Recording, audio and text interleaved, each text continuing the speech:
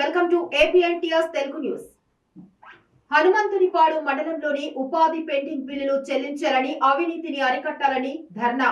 ఆంధ్రప్రదేశ్ వ్యవసాయ కార్మిక సంఘం ఆధ్వర్యంలో హనుమంతునిపాడు ఎంజీఓ కార్యాలయం ఎదుట ఉపాధి పెండింగ్ బిల్లులు చెల్లించాలని, అవినీతిని అరికట్టాలని కోరుతూ ఉపాధి కూలీలు ధర్నా నిర్వహించారు.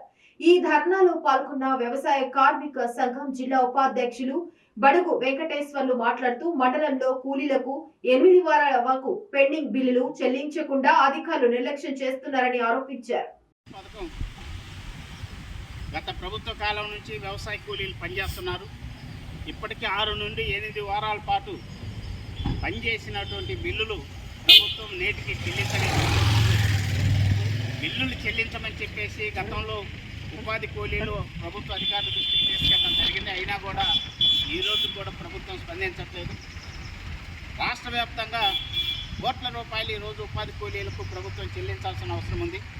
రెండోది, కేంద్ర ప్రభుత్వం జాతీయ గ్రామీణ ఉపాధి హామీ పథకం ఏదైతే ఉందో దీన్ని కుదించడం కోసం బడ్జెట్ క్రమేణా తగ్గిస్తూ ఉపాధి కూలీలకు ఉపాధి పనిని కల్పించేటువంటి స్థానం నుంచి ఆ పథకంను తప్పించడం కోసం విశ్వ ప్రయత్నం చేస్తుంది. ఈ క్రమంలోనే గత 2-3 సంవత్సరాలు పరిశీలన చేసినప్పుడు మొత్తం బడ్జెట్ను కుదించేటువంటి కార్యక్రమం తీసుకున్నది. ఈ బడ్జెట్ కుదించే కార్యక్రమం తీసుకోవడంతో పాటు మ్యాండేట్స్ కుదించడం ద్వారా, మ్యాండేట్స్ తగ్గించడం ద్వారా ఉపాధి కూలీల నోట్లో మట్టి కొట్టేటువంటి కార్యక్రమం కేంద్రంలో ఉన్న బీజేపీ ప్రభుత్వం తీస్తుంది. దీన్ని మేము తీవ్రంగా ఖండిస్తున్నాం. జాతీయ గ్రామీణ ఉపాధి పథకంలో పనిచేస్తున్నటువంటి సిబ్బందికి వేతనాలు ఇవ్వాలి. ఈ రోజు సౌమ్యనాథ స్వామి మందిరంలో కవితా చక్రవర్తి సొట్టు సాంబమూర్తి గారు మాట్లాడుతూ నందలూరు సౌమ్యనాథ స్వామి గుడినందు దక్షిణామూర్తి గురించి ఎంతో చక్కగా చెప్పడం జరిగింది. గురువి సర్వలో కాడామని పదము వేదముల నుంచి వచ్చింది. వేదం చదివినట్టు ఏ బ్రాహ్మణం కూడా ముందుగా గురువుని స్మరణ చేయడం అనేటువంటిది ఒక మంచి మాటగా చెప్తున్నటువంటి సాంబమూర్తి గారు చెప్తుంటే ప్రజలందరూ కూడా ఆనందం వ్యక్తం చేశారు. ఎవరి దక్షిణామూర్తి? దక్షిణస్య అభిముఖ, దక్షిణానికి అభిముఖంగా ఎవరైతే ఉంటారో, ఏ మూర్తి అయితే, ఏ రూపమైతే, ఏ ఆకృతి అయితే, ఏ భగవంతుడైతే అతన్ని దక్షిణామూర్తి అంటారు. అతను దక్షిణం మళ్ళీ ఉంటాడు, శిష్యులు ఉత్తరం మళ్ళుతారు. ఎందుకు అతను దక్షిణం మళ్ళుతాడు? దక్షిణ యమదిశి. యముణ్ణి కంట్రోల్ చేయడానికి వీరు నా భక్తులు, వీరిలోనికి నువ్వు రావద్దు జాగ్రత్త అని యముడి వైపు చూస్తూ ఉంటాడు. కాళహస్తిలో దక్షిణాభిముఖంగా ఉంటాడు దక్షిణామూర్తి. కూర్చోనుంటే దక్షిణామూర్తి, లేస్తే నటరాజ స్వరూపం. లేచి నిలబడ్డాడనుకోండి నటరాజే, కూర్చుంటే దక్షిణామూర్తి. అటువంటి గురవే సర్వలోకాలం, సమస్త లోకములకు అతల వితల సుతల మహాతల రసాతల పాతాలాది భూలోక భూలోక మహర్లోక జనలోక తపోలోక సత్యలోకాది చతుర్విధ మూల భాండములకు బ్రహ్మాండానికంతా గురువు దక్షిణామూర్తి. అతన్ని స్మరిస్తే, ధ్యానిస్తే, పూజిస్తే, అర్చిస్తే, కీర్తిస్తే, మంత్రాన్ని అనుష్ఠానం చేస్తే సకల విద్యలు వస్తాయి. ఎంతటి అజ్ఞాని కూడా మహాజ్ఞాని అవుతాడు. గురవే సర్వలోకాల విషజే భవరోగిణ. ఈ సంసార రోగాలున్నాయే, అంతేకాదు ఈ సంసార బాధలున్నాయే, జనన మరణాలున్నాయే, పుట్టుక. గతంలో పెండింగ్ లో ఉన్న 4-5 విడతల రుణమాఫీ, తెలంగాణ తరహాలో 2 లక్షల వరకు రైతుల రుణాలను మాఫీ చేయాలి. నకిలీ విత్తనాలకు అడ్డాగా మారిన ఆంధ్రప్రదేశ్ ఈ నెల 29 నుండి 30 వరకు మదనపల్లెలో రైతు సంఘం రాష్ట్ర స్థాయి సమ్మేళనాలు. జి ఈశ్వరయ్య ఆంధ్రప్రదేశ్ రైతు సంఘం రాష్ట్ర అధ్యక్షులు. 14 ఎన్నికల హామీలో భాగమైన 4-5 విడుదల రుణమాఫీ పెండింగ్ బకాయిలు చెల్లించి తెలంగాణ తరహాలో 2 లక్షల వరకు రుణమాఫీ అమలు చేయాలని సోమవారం స్థానిక ఎద్దుల ఈశ్వర్రెడ్డి హాల్ నందు జరిగిన విలేకరుల సమావేశంలో ఏపీ రైతు సంఘం రాష్ట్ర అధ్యక్షులు జి ఈశ్వరయ్య డిమాండ్ చేశారు. రుణాలను రద్దు చేస్తూ 4-5 విడతలకు సంబంధించినటువంటి రుణమాఫీ చేయకుండా దాన్ని ఆపిపెట్టారు. దాని ఫలితంగా దాదాపు 9,500 కోట్ల రూపాయలు రైతులకు చెల్లించాల్సినటువంటి బాండ్లు తీసుకొని ఇవ్వకుండా ఉన్నటువంటివి రుణాలు ఉన్నాయి.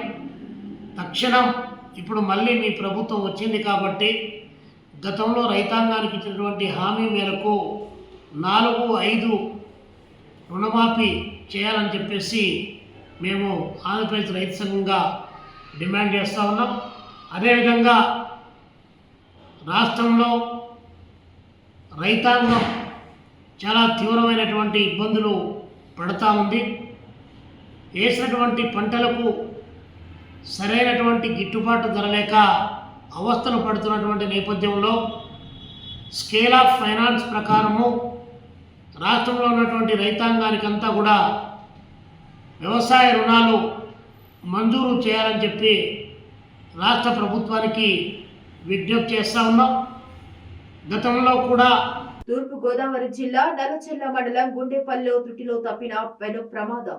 ఉధృతంగా ప్రవహిస్తున్న ఎర్ర కాలువ గట్టుకు స్వల్పంగా గండి అలర్ట్ అయినటువంటి ఎన్డీఆర్ఎఫ్ సిబ్బంది గండిపడిన ప్రాంతంలో ఇసుక బస్తాలను వేసి సహాయక చర్యలు చేపట్టిన ఎన్డీఆర్ఎఫ్ మరియు అధికారులు ఘటనా స్థలానికి చేరుకుని అధికారులను వివరాలు అడిగి తెలుసుకున్న ఎమ్మెల్యే మద్దిపాటి వెంకటరాజు.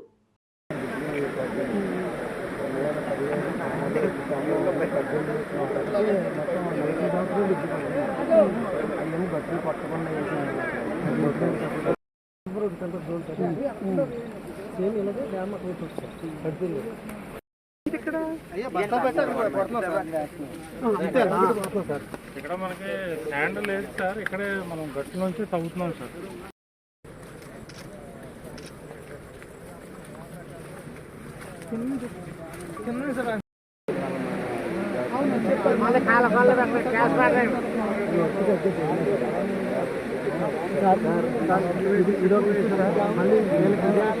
పై ప్రాంతాలలో భారీ వర్షాల కారణంగా గోదావరి ఉధృతి అధికంగా ఉన్నందున ధవళేశ్వరం బ్యారేజ్ ఇప్పటికే మొదటి హెచ్చరిక జారీ చేయడం జరిగిందని నగర ప్రజలు, లోతట్టు ప్రాంతాల ప్రజలు అప్రమత్తంగా ఉండాలని, ఘాటు వద్దకు ఎవరూ రావద్దని జిల్లా కలెక్టర్ పి ప్రశాంతి పేర్కొన్నారు. సోమవారం నగరంలోని పుష్కర ఘాట్, చందా సత్రం పునరావాస ప్రాంతాలను collector Prashanti, municipal commissioner Dinesh Kumar ప్రత్యేక అధికారులతో కలిసి పర్యటించి గోదావరి వరద ఉధృతి పరిస్థితులను స్వయంగా పరిశీలించి తీసుకోవాల్సిన జాగ్రత్తలపై అధికారులకి, సిబ్బందికి ఆదేశాలు జారీ చేశారు.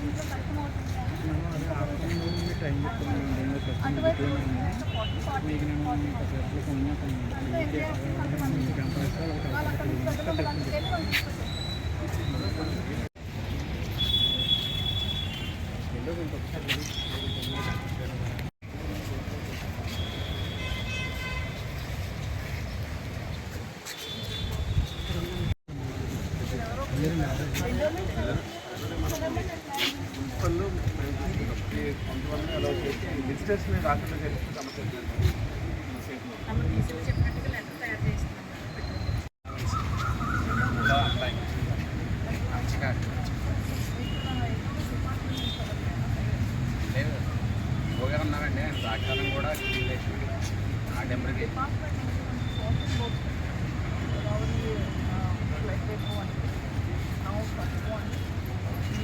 ప్రతిష్టాత్మక ఆర్యాపురం కోఆపరేటివ్ అర్బన్ బ్యాంక్ పాలకవర్గ ఎన్నికల్లో డైరెక్టర్ గా ఘన విజయం సాధించిన బుడ్డిగ రవి, కొండలరావు విజయోత్సవ బైక్ ర్యాలీ నిర్వహించారు. కూటమి బలపరిచిన చెల్లా శంకర్రావు ప్యానెల్ మొత్తం ఏకపక్షంగా విజయం సాధించింది. ఈ ప్యానెల్లోని బుడ్డిగ రవి 8,886 ఓట్లు సాధించి విజేతగా నిలిచారు. డైరెక్టర్ గా విజయం సాధించిన బుడ్డిగ రవి, కొండలరావుకు కుటుంబ సభ్యులు, అభిమానులు, సన్నిహితులు, స్నేహితులు అభినందనలు, శుభాకాంక్షలు తెలియజేశారు.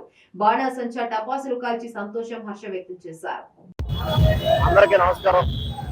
ఈరోజు ఇంత అత్యధిక విజయాన్ని ఎన్డీఏ కూటమి నుంచి పోటీ చేసినటువంటి ఆర్యాపురం కోఆపరేటివ్ అర్బన్ బ్యాంక్ బెల్ట్కి విజయాన్ని అందించినటువంటి ప్రజలందరికీ కూడా హృదయపూర్వక ధన్యవాదాలు తెలియజేసుకుంటూ, అలాగే మరి ముఖ్యంగా నాకు ఈ అవకాశాన్ని ఇచ్చినటువంటి మా యువ నాయకుడు ఆదిరెడ్డి వాసు గారికి, మా రాజమండ్రి ఎమ్మెల్యే ఆదిరెడ్డి వాసు గారికి, అలాగే మా పెద్దలు, మా అభిమాన నాయకులు ఆదిరెడ్డి అప్పారావు గారికి నేను చాలా రుణపడి ఉంటాను. అలాగే పెద్దలు చర్ల శంకర్రావు గారికి కూడా ధన్యవాదాలు. మరి ఇప్పుడు కూడా వారు నా మీద ఉంచినటువంటి నమ్మకాన్ని వమ్ము చేయను. మా ఎమ్మెల్యే గారు అడుగుజాడల్లో నడుపుతూ బ్యాంకు కోసం కృషి చేస్తాను. ఎవరికి ఎప్పుడు ఏ అవసరం ఉన్నా సరే మీకు అందరికీ కూడా అందుబాటులో ఉంటాను. ఒక్క ఫోన్ చేస్తే మీకు బ్యాంకుకి సంబంధించి ఏ అవసరం వచ్చినా మీకు అందుబాటులో ఉంటానని చెప్పి తెలియజేసుకుంటా ఉన్నాను. మరి ఇంత అద్భుత విజయాన్ని చేకూర్చినటువంటి ప్రజలకి మరి ముఖ్యంగా మా నాయకులు చారిత్రక ఆధారాల ప్రకారం అమరావతి క్షేమకరమైన ప్రాంతం కాదని, విభజిత ఆంధ్రప్రదేశ్ కు ఏ చారిత్రక శాస్త్రీయ మూలాల ఆధారంగా అమరావతిని రాజధానిగా నిర్ణయించారో చెప్పగలరా అని, అమరావతిని రాజధానిగా నిర్ణయించడానికి ఏదైనా కమిటీని ఏర్పరిచారా లేదా ఒక గదిలో కూర్చొని నిర్ణయించారా అనే ప్రశ్నకు ప్రభుత్వం వివరణ ఇవ్వాలని, పూర్వ అమరావతి ప్రాంతానికి రాజధానిగా ధాన్య కటకం అనే చారిత్రక వాస్తవాన్ని విస్మరించడం ప్రభుత్వ పెద్దలకు తగదని, అమరావతి రాజధాని అంటూ భావితరాల భవిష్యత్తును హరించి వేసే భారీ కుట్ర మన రాష్ట్రంపై జరుగుతుందని, తక్షణమే ఆంధ్రప్రదేశ్ రాజధాని నిర్మాణానికి నిపుణులు కమిటీని చంద్రబాబు సర్కార్ ప్రకటించాలని ఆర్పీసీ అధ్యక్షులు మేడా శ్రీనివాస్ ప్రభుత్వాన్ని కోరారు. పరిస్థితులు ఎదుర్కొనేటువంటి పరిస్థితులు ఉంటాయి. ఈ రాష్ట్రానికి అసలు అమరావతి సైంటిఫిక్గా ఎంతవరకు కరెక్టు, అమరావతి మూలంగా నష్టం ఎక్కువగా ఉందా, లేదు ఈ రాష్ట్రానికి ఏమైనా ఉపయోగపడేటటువంటి ఏమైనా ఉన్నాయంటే, ఒక చారిత్రక మూలాలు తీసుకున్నా అమరావతికి ఒక పెద్ద గొప్ప విజయోత్సవమైనటువంటి చరిత్ర ఏమీ ఈ అమరావతికి లేదు. అందుకని అమరావతిని క్రిటిసైజ్ చేయడం కోసం లేదంటే ఇంకొకటి కాదు. ఇప్పుడు ఆంధ్రప్రదేశ్ ఉన్నటువంటి పరిస్థితులు ఏంటంటే, ఈ ఆంధ్రప్రదేశ్లో విభజిత ఆంధ్రప్రదేశ్ అనేక కష్ట నష్టాల్లో ఉంది, అనేక ఇబ్బందుల్లో ఉంది. కేంద్రం నిరంతరం విషం కక్కుతుంది. ఈ పరిస్థితుల్లో ఆంధ్రప్రదేశ్కి కావాల్సినటువంటి వాటి మీద ఒక కార్యాచరణ కావాలి. కేంద్రం నుంచి తీసుకోవాల్సినటువంటి అన్నీ కూడా తీసుకోవాలి. దాని మీద ఎంపీలు సమాయత్తం కావాలి. దానికి దిశానిర్దేశం చంద్రబాబు నాయుడు గారు చేయాలి. ఇవేమి చేయకుండా అమరావతి ఇప్పుడు 12,000 కోట్ల రూపాయల పైన అమరావతి ఖర్చు పెట్టారు. అమరావతి మూలంగా అసలు చిన్నపాటి వర్షానికే మునిగిపోతుంది. ఈ రాష్ట్రంలో ఒకే రాష్ట్రం. సర్టిఫికేట్ ఆఫ్ ప్రాక్టీస్ విధానాన్ని రద్దు చేయాలని కోరుతూ సోమవారం బార్ అసోసియేషన్ ఆధ్వర్యంలో పల్నాడు జిల్లా సత్తెనపల్లిలో న్యాయవాదులు విధులు బహిష్కరించారు. ఈ సందర్భంగా అసోసియేషన్ అధ్యక్షులు కంబాల అనిల్ కుమార్, న్యాయవాదులు దివ్యల శ్రీనివాసరావు, జనలగడ్డ విజయ్ కుమార్లు మాట్లాడారు. ఈ నేపథ్యంలో బార్ కౌన్సిల్ తీసుకున్న నిర్ణయాన్ని వ్యతిరేకిస్తూ న్యాయవాదులు కోర్టు ఆవరణంలో నినాదాలు చేశారు. ఈ కార్యక్రమంలో అసోసియేషన్ ఉపాధ్యక్షులు పాటిబండ్ల రవి, న్యాయవాదులు బత్తుల ఆదినారాయణ, సయ్యద్ అబ్దుల్ రహీం, కళ్లం వీర భాస్కర్ రెడ్డి, రాజవరపు నరసింహారావు, బిఎల్ కోటేశ్వరరావు, జూపల్లి శేషయ్య, చవల బాలకోటయ్య, బయ్యారపు నరసింహారావు, బొమ్మిశెట్టి శ్రీనివాసరావు, వడియాల పాపారావు, గుజ్జలపూడి సురేష్, రాజా, విజయ్ భరత్, కృష్ణారెడ్డి, ఫజలుల్లా, తవ్వ హరినాథ్, పిల్లి సుధీర్ బాబు తదితరులు పాల్గొన్నారు. మన ఆంధ్రప్రదేశ్ రాష్ట్ర బార్ కౌన్సిల్ తెచ్చిన సర్టిఫికేట్ ఆఫ్ ప్రాక్టీస్ విధానాన్ని వయలేషన్ ఆఫ్ ది రూల్ ప్రకారం ఉంది కాబట్టి మన డిస్ట్రిక్ట్ ఫెడరేషన్ కాల్ ప్రకారము అన్ని బార్ అసోసియేషన్స్ కూడా అది కరెక్ట్ కాదు, పద్ధతైన విధానం కాదని ఈరోజు మన అందరి లాయర్లు ప్రొటెస్ట్ చేస్తున్నాము. ఈ ప్రొటెస్ట్ చేసిన కార్యక్రమానికి నాకు సహకరించిన సహచర న్యాయవాదులందరినీ కూడా చాలా కృతజ్ఞతలండి. నా పేరు జొన్నలగడ్డ విజయ్ కుమార్, పల్నాడు జిల్లా సత్తెనపల్లి న్యాయవాది. బార్ కౌన్సిల్ ఆఫ్ ఇండియా తీసుకొచ్చిన సిఓపి విధానాన్ని న్యాయవాదులకు ఇబ్బందికరంగా ఉంది కాబట్టి దీన్ని వెంటనే రద్దు చేయాలి. గతంలో ఒకసారి సిఓపి విధానం తీసుకొచ్చి రాష్ట్రం కానీ దేశవ్యాప్తంగా న్యాయవాదుల గురించి అన్ని సర్టిఫికేట్ వెరిఫికేషన్ చేశారు. ఆ మొత్తం కూడా అన్నీ కరెక్ట్ అని చెప్పేసి ఒకసారి సిఓపి ఇచ్చిన తర్వాత తిరిగి అవసరమైతే దాన్ని రెన్యువల్ చేయాలి. కానీ మళ్ళా ఐదు వకాల్తాలు, మళ్ళీ అమౌంట్ పెట్టడం, డబ్బులు పెట్టడం, ఈ విధానం వల్ల న్యాయవాదులకు ఇబ్బందిగా ఉంది, ప్రాక్టీస్కి ఇబ్బందిగా ఉంది. అందుకని ఉక్కు నగరం ఎడతెరిపి లేకుండా కురుస్తున్న వర్షాలతో ప్రజలు అనేక ఇబ్బందులు ఎదుర్కొంటున్న తరుణంలో పాముల బెడద కూడా చాలా చోట్ల ప్రజలు భయాందోళనకు గురిచేస్తోంది. విశాఖ ఉక్కు నగరం sector 6 quarter number 106A DGM Mishra కుటుంబం నివసిస్తోంది. సాయంత్రం ఇంటి పెరట్లో భారీ కొండ చిలువను చూసిన కుటుంబ సభ్యులు భయంతో ఇంట్లో దాక్కున్నారు. వెంటనే స్నేక్ సేవర్ రొక్కం కిరణ్ కు సమాచారం అందించారు. అతను అక్కడికి చేరుకొని బోరున వర్షం కురుస్తున్న లెక్క చేయకుండా పెరట్లోకి వెళ్లి ఓ పాదులో చిక్కుకొని ఉన్న కొండ చిలువను అతి సాహసంతో పైకి తీశారు. ఆ సమయంలో కొండ చిలువ అతన్ని కూడా చుట్టుకుంది.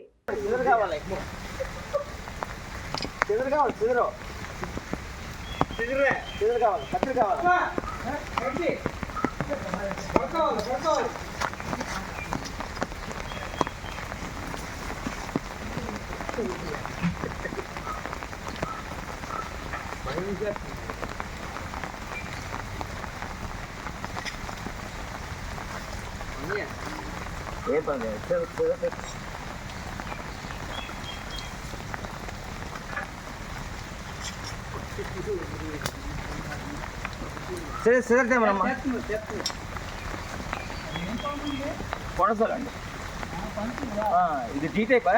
కత్తి సరిపోతుంది, కత్తెలా కట్ చేస్తుంది. ఇది డీ టైపా? సెక్టర్ ఎంత? సెక్టర్ ఎంతది? సెక్టర్ 6. సెక్టర్ 6 106 ఏ. 106.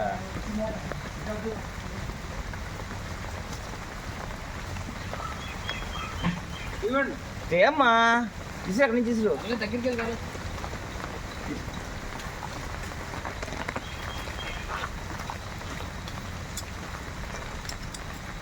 4 गुंड कतरी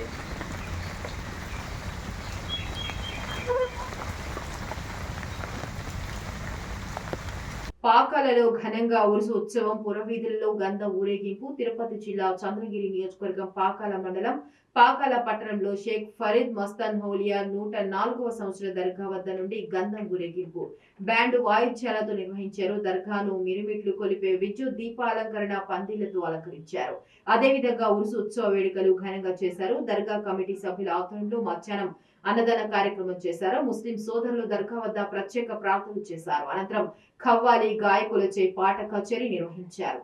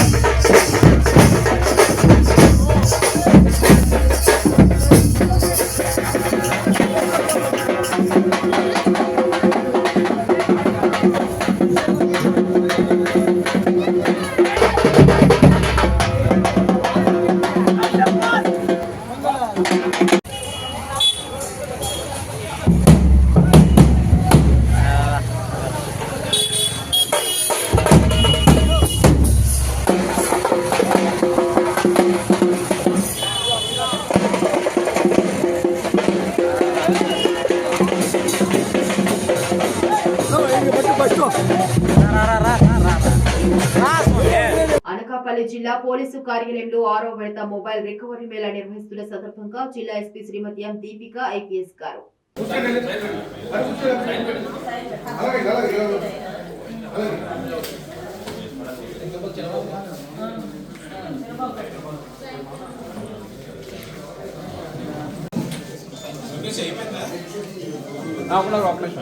డోర్ వేసామా ఒకసారి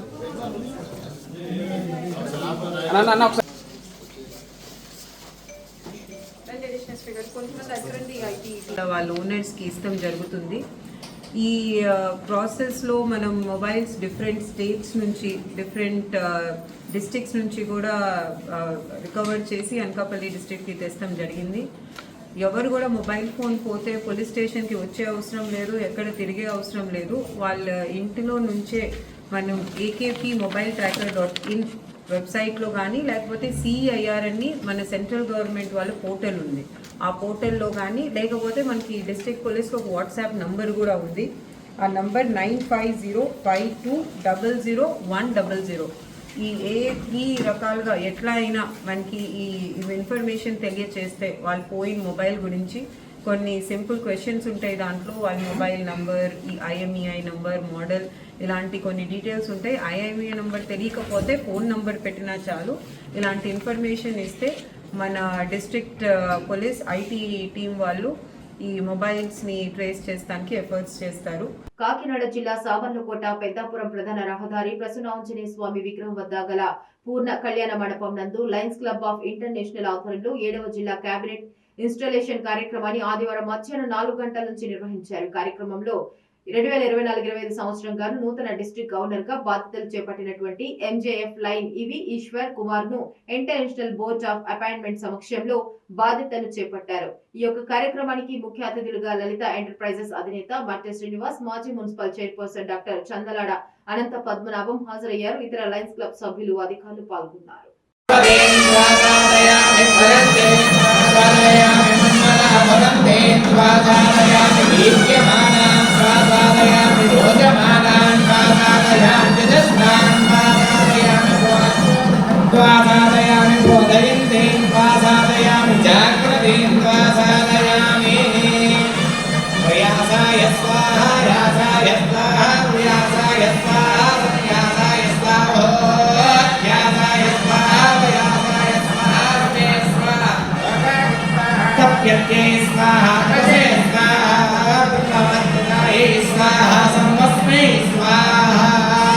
sets a high standard for everyone in the organization.